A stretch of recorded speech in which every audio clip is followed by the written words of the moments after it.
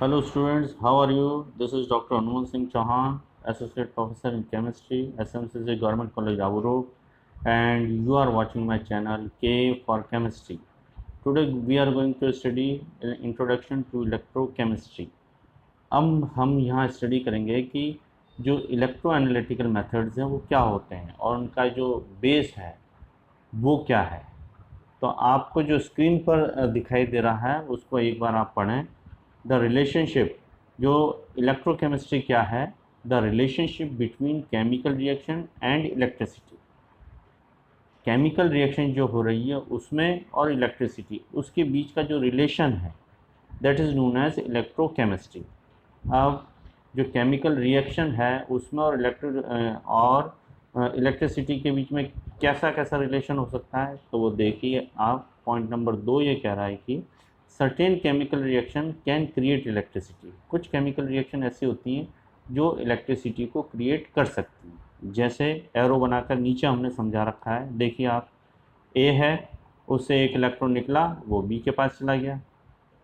ए से एक इलेक्ट्रॉन निकला तो वो तो बन गया कैटायन, और बी और इलेक्ट्रॉन जो गया बी के पास उसने उस इलेक्ट्रॉन को ले लिया है, तो वो जो है इलेक्ट्रॉन को लेकर वो बन गया है एनायन। ए का ऑक्सीडेशन हो गया क्योंकि उसने इलेक्ट्रॉन डोनेट किया है। बी का रिडक्शन हो गया क्योंकि उसने इलेक्ट्रॉन लिया है। ऑक्सीडेशन और रिडक्शन रिएक्शन जो है वो साइमल्टेनियसली चलती है, ये हम सभी जानते हैं। अब इसमें जो इलेक्ट्रॉन ए से बी की तरफ गया है तो उससे क्या हुआ, इलेक्ट्रिसिटी क्रिएट हुई है। ठीक है, तो ये दूसरा पॉइंट शो कर रहा है। उसको आगे और हमने बताया है, ये वाला जो है पॉइंट अब आप देखेंगे इसमें, ये जिसको मैं इससे बताने की कोशिश कर रहा हूँ इसकी बात कर रहा हूँ मैं। आप देखें इसमें यहाँ पर कि ए से बी तक जो हमने व्यवस्था कर रखी है वो एक मेटल के तार से व्यवस्था कर रखी है। इलेक्ट्रॉन ऐसे ही तोड़ के जाने नहीं है।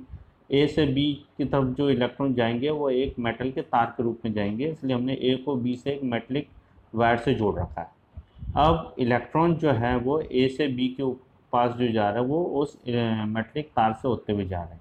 तो ए के ऊपर पॉजिटिव चार्ज आ रहा है और बी के ऊपर नेगेटिव चार्ज आ रहा है।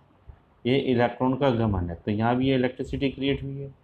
Electron move through wire. अब देखो थर्ड पॉइंट देखिए, electricity can make certain chemical reaction happens. Electricity can make certain chemical reaction happen that would not happen otherwise. मतलब इलेक्ट्रिसिटी के कारण कुछ केमिकल रिएक्शन होती हैं जो बिना इलेक्ट्रिसिटी के नहीं हो सकती।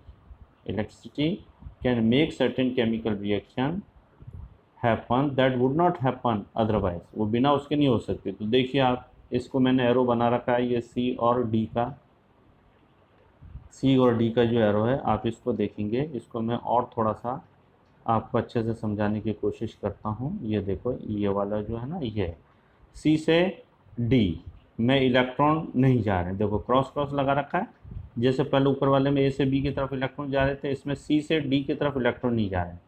इलेक्ट्रॉन नहीं जा रहे हैं तो इसका मतलब सी से डी के अंदर जो है इलेक्ट्रिसिटी का जो कंडक्शन है, चालन है, वो भी नहीं होगा। ठीक है, लेकिन अब इसमें ये वाला पॉइंट देखो, ये देखो, इसमें हमने सी से इलेक्ट्रॉन को डी तक भेजने के लिए बीच में एक बैटरी लगाई है। ज़बरदस्ती भेज रहे हैं हम इलेक्ट्रॉन को सी से डी की तरफ, तो बीच में बैटरी लगाई। तो बैटरी ने क्या किया, सी से तो इलेक्ट्रॉन को खींचा और डी को इलेक्ट्रॉन पुश की। तो इस बैटरी का काम ये हुआ कि वो सी से तो इलेक्ट्रॉन को पुल कर रही है और डी में इलेक्ट्रॉन को पुश कर रही है। तो इस प्रकार सी से डी में इलेक्ट्रॉन का ट्रांजिशन हो रहा है, जा रहे हैं इलेक्ट्रॉन, कंडक्शन हो रहा है। तो इसका मतलब सी से डी में इलेक्ट्रिसिटी का प्रभाव हो रहा है। तो ये हमने बैटरी लगा के ज़बरदस्ती जो है वो प्रभाव क्रिएट किया है इलेक्ट्रिसिटी का। तो एक मेथड ये वाला है। अब ये देखिए, इलेक्ट्रिसिटी का मतलब क्या होता है, मूवमेंट ऑफ इलेक्ट्रॉन। इलेक्ट्रॉन जो है वो एक स्थान से दूसरे स्थान मूव करता है क्योंकि इलेक्ट्रॉन के ऊपर चार्ज होता है, नेगेटिव चार्ज, तो इससे इलेक्ट्रिसिटी जो है वो एक स्थान से दूसरे स्थान की तरफ जाती है। अब हम दूसरा इसमें जो है पढ़ते हैं, वो स्थिति ये है। इसको देखिए आप, इसमें ऐसा बताया गया है, थोड़ा सा मैं इसको बड़ा कर देता हूँ। Certain chemical reaction can create electricity like galvanic cell और voltaic cell create electricity using a chemical reaction. जैसा हमने जो है दूसरा पॉइंट में बताया था, certain chemical reaction can create electricity. कुछ केमिकल रिएक्शन ऐसी होती है जो इलेक्ट्रिसिटी क्रिएट करती है। तो उस केमिकल रिएक्शन को करने के लिए हमने एक डिवाइस क्रिएट की जिसे हम कहते हैं गैल्वेनिक सेल या वोल्टाइक सेल कह सकते हैं।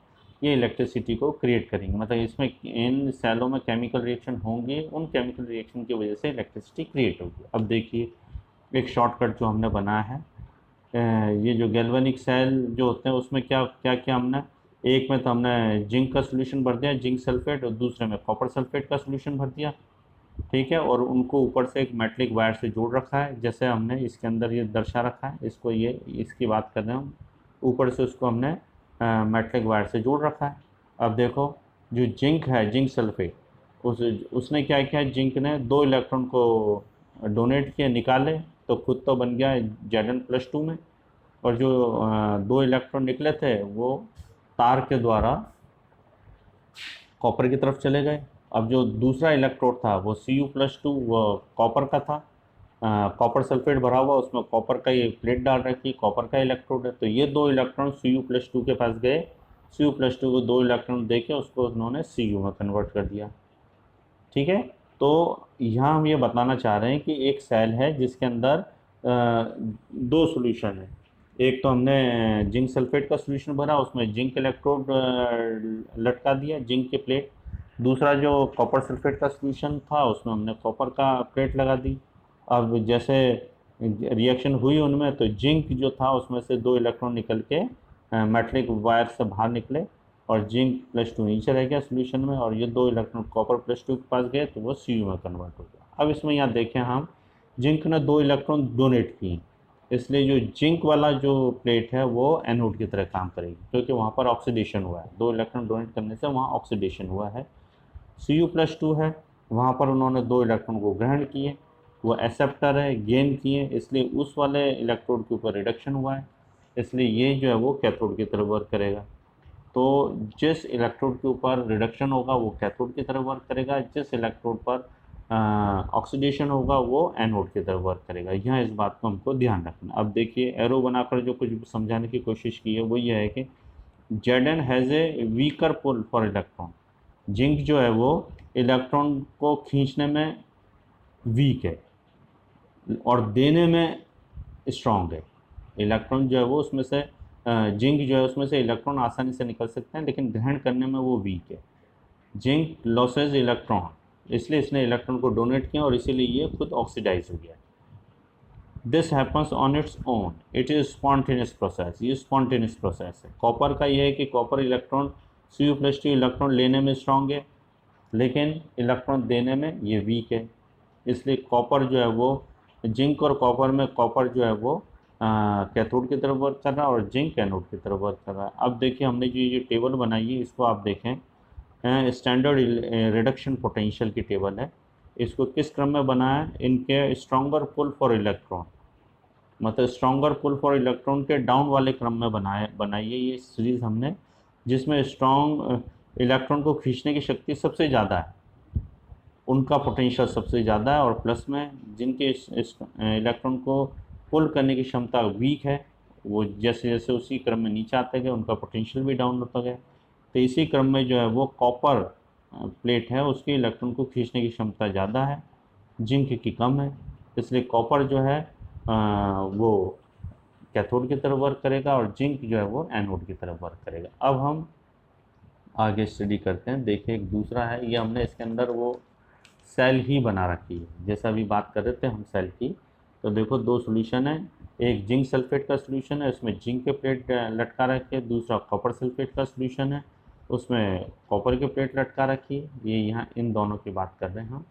तो जैसे इनको हमने एक मेटलिक तार से जोड़ दिया, तार से जोड़ा और उसमें एक लोड लगा दिया, एक छोटा बल्ब लगा दिया। जो बल्ब लगाया तो इनके अंदर क्या है कि इलेक्ट्रिसिटी क्रिएट हुई और बल्ब जो है वो जलने लग गया। इसका मतलब ये जो केमिकल रिएक्शन है इन्होंने इलेक्ट्रिसिटी को क्रिएट किया, ये जो केमिकल रिएक्शन इन्होंने इलेक्ट्रिसिटी को क्रिएट किया। क्रिएट कैसे किया, Zn जो था वो उसमें से 2 इलेक्ट्रॉन निकले और वो Zn+2 में कन्वर्ट हो गया, तो Zn+2 कन्वर्ट हो गए सोल्यूशन में रहा, और 2 इलेक्ट्रॉन जो है वो इलेक्ट्रिक वायर जो बाहर था उसमें से होते हुए निकले और वो Cu+2 के पास गए, उसको उन्होंने Cu में कन्वर्ट कर दिया, वो कैथोड के रूप में हो गया। तो ये जो तार से इलेक्ट्रॉन निकले तो एक सर्किट कंप्लीट हो गया, सर्किट कंप्लीट होते ही ये जो बल्ब है वो जलने लग गया। ये है, तो इसका मतलब ये केमिकल रिएक्शन जो है वो इलेक्ट्रिसिटी क्रिएट करती है। ये एक तरह का छोटा सा सेल है। अब इसमें हमने बताया कि एनोड कौन से होंगे, जहाँ पर ऑक्सीडेशन रिएक्शन होगी जो इलेक्ट्रॉन को डोनेट करेंगे। कैथोड जहाँ रिडक्शन रिएक्शन होगी जो इलेक्ट्रॉन को गेन करेंगे, एक्सेप्ट करेंगे, इस तरह से। अब इसका उल्टा रूप देख रहे हैं हम। उल्टा रूप क्या देख रहे हैं? अभी तक हमने देखा था कि जो है रिएक्शन, केमिकल रिएक्शन से इलेक्ट्रिसिटी क्रिएट होगी।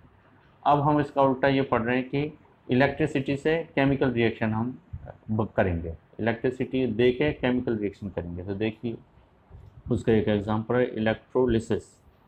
द इलेक्ट्रिसिटी इसके द्वारा लिसिस करेंगे, जैसे हाइड्रोलिसिस है। हाइड्रोलिसिस क्या है? लिसिस ऑफ H2 इलेक्ट्रिसिटी के द्वारा।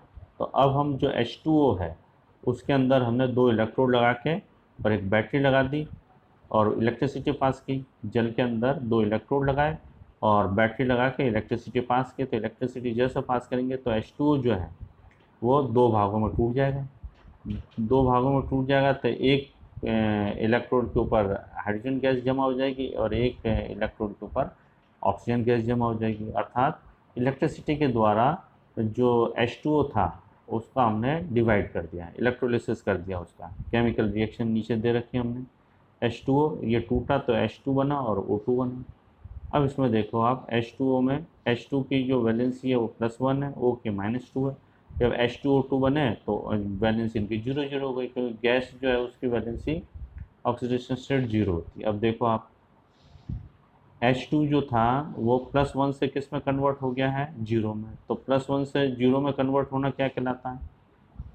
Hydrogen gain electron, it's reduce. तो इसका हो गया रिडक्शन। तो ये इसका रिडक्शन हुआ। इसी प्रकार ऑक्सीजन जो -2 से 0 गई है, तो -2 से 0 में जाने का मतलब है ऑक्सीडेशन स्टेट इसकी बढ़ रही है।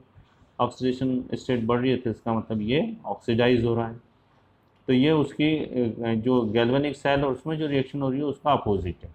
अब आप देखें ऑक्सीजन से हाइड्रोजन जब की तरफ अगर हम जाएंगे तो इलेक्ट्रॉन दिए जाएंगे। इसलिए oxygen has a strong pull for electron and hydrogen has a weaker pull for electron.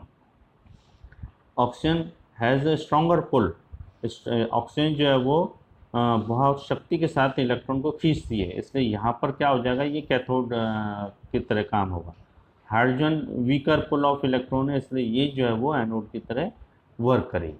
तो यहाँ हमने आज के टॉपिक में ये स्टडी किया कि जो इलेक्ट्रोकेमिस्ट्री है उसमें जो इलेक्ट्रो एनालिटिकल मेथड्स हैं उसमें कुछ मेथड्स ऐसे होंगे जिसमें इलेक्ट्रिसिटी क्रिएट होगी, केमिकल रिएक्शन आपस में होंगी और उसके कारण कुछ इलेक्ट्रिसिटी क्रिएट हो सकती है। उस इलेक्ट्रिसिटी के द्वारा अलग अलग मेथड्स को हम परफॉर्म करते हैं। ऐसा भी हो सकता है कि हम बैटरी के द्वारा इलेक्ट्रिसिटी पास करें और उससे केमिकल रिएक्शन हो और उस केमिकल रिएक्शन के द्वारा हम जो है वो और दूसरे मेथड्स को अप्लाई करें। तो आज के टॉपिक में स्टूडेंट्स इतना ही। आज आगे हम इलेक्ट्रोकेमिस्ट्री के और टॉपिक्स को लेकर हाजिर होंगे और आपसे एक रिक्वेस्ट है कि आप हमारे चैनल को सब्सक्राइब करना ना भूलें। आप प्लीज़ सब्सक्राइब करें और जो भी चैनल से रिलेटेड आप लोगों को कोई भी प्रॉब्लम हो तो आप कमेंट्स बॉक्स में जाइए और कमेंट्स बॉक्स में जाकर कमेंट कीजिए, जिससे हमें अपने चैनल को इम्प्रूव करने में आसानी होगी। Thank you very much. आज के लिए